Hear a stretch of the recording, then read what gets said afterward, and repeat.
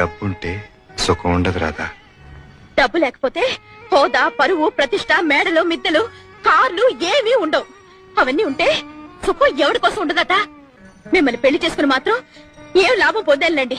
రాధా, మళ్ళీ చెప్తున్నాను, డబ్బు జీవితం కాదు. అయితే ఉద్యోగం మానేయండి. జీతం లేకుండా ఎలా బ్రతుకుతాం? డబ్బు జీవితం కాదన్నారుగా మరి. బ్రతకటానికి కావలసినంత కావాలి. ఆ బ్రతికే ఇంకాస్త సుఖంగా గడపడానికి ఎక్కువ డబ్బు కావాలి అంటున్నాను. అయితే డబ్బులోనే సుఖం ఉందంటావు. అంతేగా మరి. నేను ఒప్పుకోపోతే అన్నం తిను. పచ్చి మంచి నీళ్లు కూడా ముట్టుకోను. ఓకే, నువ్వు డబ్బుతోనే సుఖపడతాను అంటున్నావు కనుక, నేను డబ్బు సంపాదించలేను కనుక ఒప్పుకుంటున్నాను.